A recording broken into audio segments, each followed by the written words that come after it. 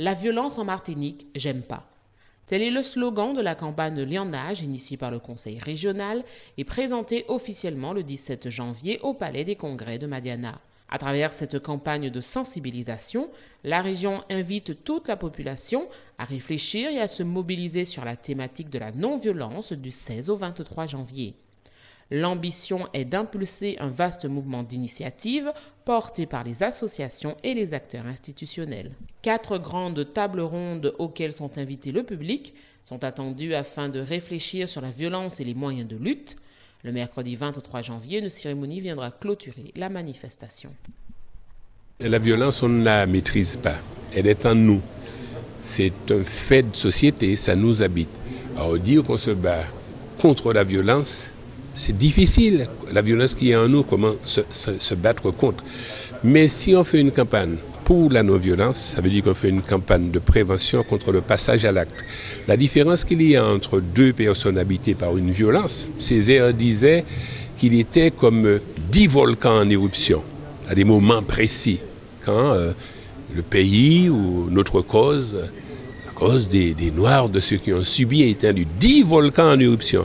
Mais un volcan qui n'a pas jamais pété. Ça veut dire que Césaire n'est jamais allé plus loin. C'est un peu ça. La campagne pour la non-violence est une campagne de prévention. Que faire? Autrement dit, moi je suis sûr que j'ai été jeune aussi. Quand on est armé, on se sent plus fort que lorsqu'on ne l'est pas.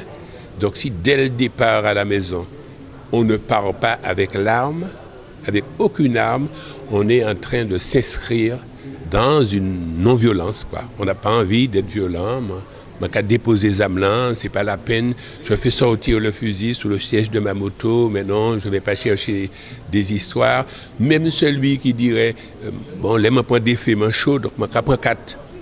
Je veux dire, notre campagne, et puis que des gens ne disent plus, je ne peux plus rien dire aux jeunes parce qu'on me condamne. Je ne peux plus rien dire à mes enfants parce qu'on va me condamner. Je ne peux pas aller... l'enseignant ne peut rien dire à l'élève parce que le parent va venir. Le parent ne peut... On arrive dans une société où personne ne dit plus rien. Or, si on ne dit plus rien, il y a une rupture de dialogue, il y a une rupture de relation, une rupture de transmission. Il nous appartient de dire. Donc moi je crois que c'est ce que l'on veut dire. Je suis sûr que dans ce peuple-là, avoir entendu ici et là des gens, il y a une volonté de se battre contre cela, que nos parents, bon, ma mère elle n'est plus là, mais en fait ma mère avait quelque chose à dire pour me dire, Jean-Claude, ça y est, on a fait, c'est tiens là, mais pour qui il est toujours là, mais pour qui, pour qui?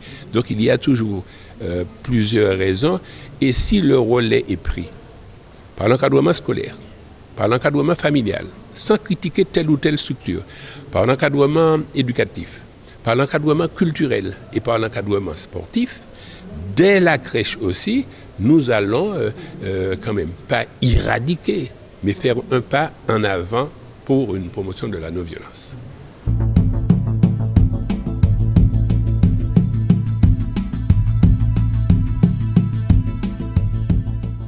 La CACEM lance son diagnostic territorial et prospectif du développement social. C'est la raison pour laquelle se sont tenues les assises de la solidarité du 14 au 17 janvier. Durant les 10 dernières années, la CACEM a renforcé ses initiatives en matière d'action sociale. Aujourd'hui, les élus de la CACEM souhaitent faire le bilan de l'action menée dans le cadre de la compétence du développement social. Dans cette perspective, une étude de diagnostic initiée par la CACEM a été lancée par le cabinet Eneis Conseil. Cette enquête s'est appuyée sur une très large consultation des acteurs, évidemment, dans la mesure où le développement social engage une multitude de partenaires. Donc il y a eu des entretiens qui ont été organisés. Également, comme l'a rappelé M. Morin, un travail très important d'analyse prospective. Donc l'idée, c'était de pouvoir repérer et objectiver les évolutions des territoires et notamment les besoins sociaux. Et donc à la suite de ce travail, qui était à la fois quantitatif et qualitatif, nous avons pu dégager, on va dire, des priorités en matière de développement social. Alors ces priorités, elles sont particulièrement inquiétantes. Il y a notamment la question du vieillissement de la population qui est extrêmement fort. Alors L'idée reçue sur la Martinique, c'est de dire que c'est un territoire qui est jeune, mais en fait il est engagé dans une dynamique de vieillissement qui est tout à fait importante. Le deuxième enjeu, c'est la question de la précarisation à tous les niveaux, avec des personnes qui dépendent des aides sociales, des situations familiales qui sont aussi très très compliquées. Et enfin, le troisième point qui est ressorti du diagnostic, et c'est quelque chose qu'on n'avait pas forcément à l'esprit au moment du lancement de l'étude, c'est la très forte augmentation des inégalités de revenus. Inégalités entre les personnes, mais également inégalités entre les territoires, avec là aussi on va dire des évolutions qui mettent en question la cohésion du territoire de l'agglomération. Donc ça, c'est les trois grands enjeux qui sont ressortis du diagnostic. Et évidemment, dans la mesure où ces questions n'engagent pas simplement les compétences de l'ACASEM, nous avons suggéré à l'agglomération d'organiser donc ces assises, qui est en fait une très vaste consultation, donc qui mobilise différents acteurs, des partenaires institutionnels, mais également des associatifs, pour réfléchir aux différentes pistes de travail, sachant que la tâche est immense et qu'il faudra évidemment qu'il y ait une coordination à la fois très forte et très efficace. L'organisation des Assises de la solidarité vise à définir les pistes d'intervention dans le domaine concerné et à donner la parole aux acteurs du développement social. Ces assises s'articulent autour de 3 thèmes: le renforcement des solidarités et de la cohésion sociale, la formation et l'insertion professionnelle, et la santé des habitants et la prévention des conduites à risque. L'ACASEM, comme vous le savez, a la compétence développement social. À côté d'autres compétences comme développement économique, un certain nombre de compétences obligatoires. C'est quand même 45% de la population sur 4 villes importantes, et donc se concentre sur ce territoire beaucoup de questionnements s'agissant du social. Et donc il était important pour l'ACASEM de pouvoir déjà diagnostiquer sur le territoire les besoins, et d'autre part tracer un chemin pour savoir comment bien cadrer un peu son action en fonction un peu des besoins qui seraient remontés un peu du territoire. Donc c'est un travail très important, dans la mesure où il y a plusieurs thématiques qui nous interpellent. Il y a la thématique bien entendu du vieillissement de la population, peut-être un peu sur toute la Martinique, mais particulièrement ce qui nous concerne sur ces 4 villes, et la nécessité de se préparer à cela. Il y a aussi les problèmes liés à l'insertion des jeunes, et concentrant un nombre important un peu d'activités économiques, mais interpellés en même temps par le problème un peu de chômage des jeunes, important, près de 60%, nous ne pouvions pas rester indifférents à ce problème. Et donc l'ACASEM réfléchit aussi sur les voies et moyens pour réduire ce problème de chômage, et pour permettre.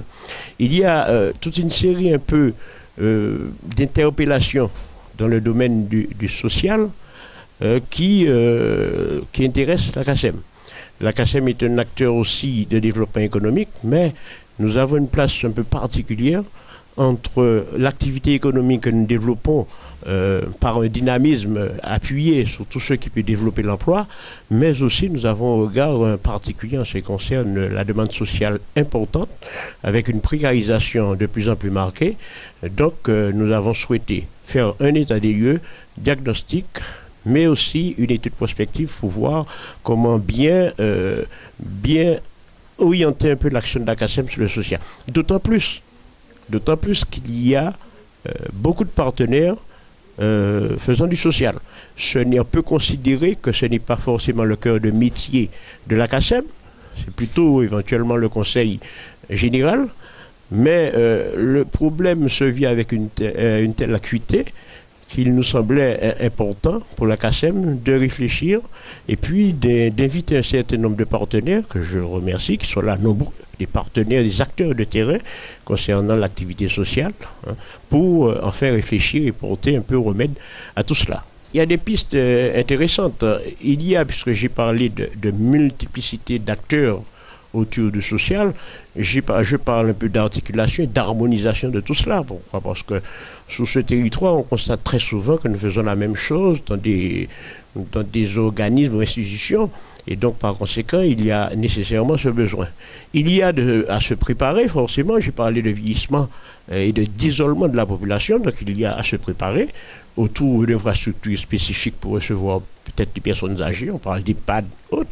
Mais il y a à s'organiser. Il y a les problèmes de précarisation du chômage des jeunes. Et ces problèmes induisent, si vous voulez, des comportements déviants. Autour un peu d'un certain nombre vous connaissez les problèmes de délinquance de jeunes, les problèmes liés. Aussi, il y a des problèmes autour de la santé, par des addictions que vivent parfois ces jeunes par rapport à cela. Et donc, nous devons porter remède à tout cela.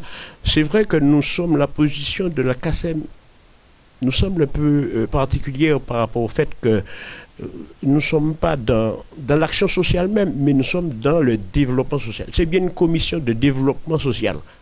Et donc, on peut tout à fait penser que l'activité économique que nous impulsons avec une certaine réussite, je le dis à la CACEM, cette activité induit, si vous voulez, une approche sociale aussi par rapport à ça. Donc, par conséquent, il nous semblait intéressant, encore une fois, d'inviter tous les acteurs à réfléchir sur ce que nous devrions faire sur ce territoire, mais par extension sur toute la Martinique, bien entendu.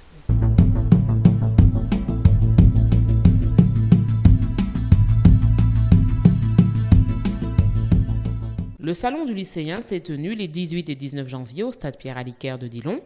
Considéré comme un concept et un outil pédagogique constitutif du dispositif académique d'information et du service public de l'orientation, le salon offre aux lycéens, aux parents et aux enseignants un vaste espace d'échange portant sur les possibilités de poursuite d'études après le baccalauréat et les modalités d'insertion du marché de l'emploi.